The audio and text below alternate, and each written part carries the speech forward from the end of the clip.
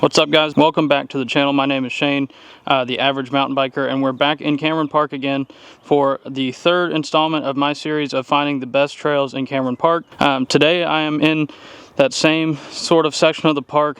I parked at mouth of the Bosque, so now I've just kind of pushed over to the right a little bit, and we're going to be looking at trails like Johnny, Powerline, Torker, Kite, Colorado, Erect. The jump trails are going to be in today's video, so if you guys have been looking forward to those, today is the day that we'll get to check those out. So I'm very excited about the trails that we're going to be riding today. I'm going to look at all the trails on the map, and we'll talk about which ones I'm most excited about, which ones I haven't ridden before. So let's go ahead and take a look at that. So here we are looking at the map. We have, like I said, Johnny.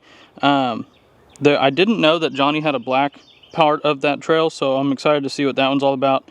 Powerline, I've ridden a couple of these before. Twin Bridges, I've been right here at the bottom section of it, which is right where I'm standing before, but I haven't really done that trail from top to bottom. Kite was one of the first ones I did. Some of these greens I'm probably not going to put in the video just because they're green trails. They're kind of self-explanatory. They're all pretty smooth and easy to ride.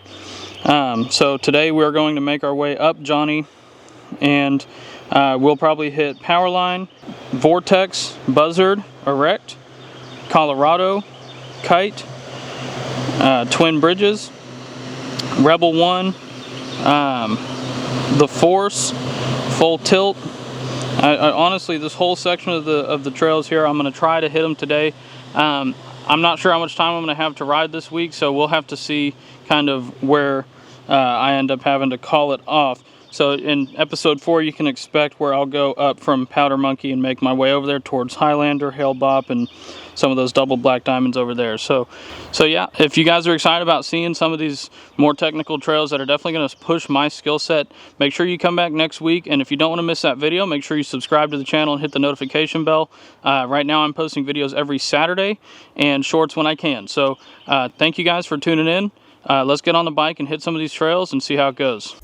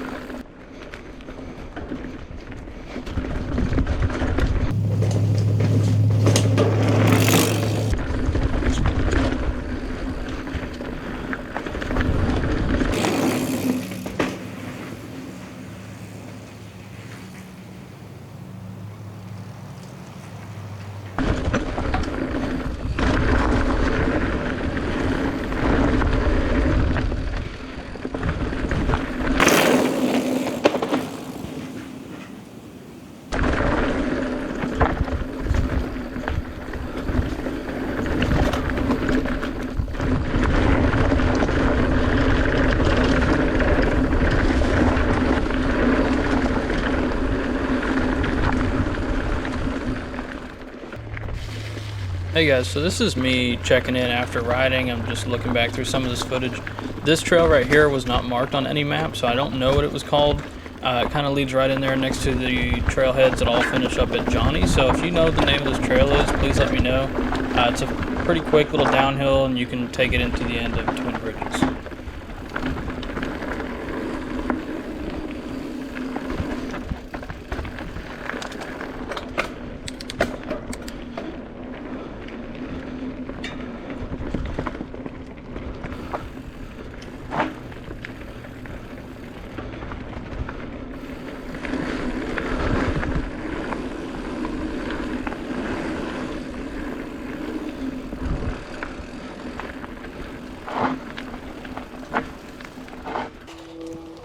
So this is Twin Bridges. For the sake of the video, I sped up all the parts where I was climbing.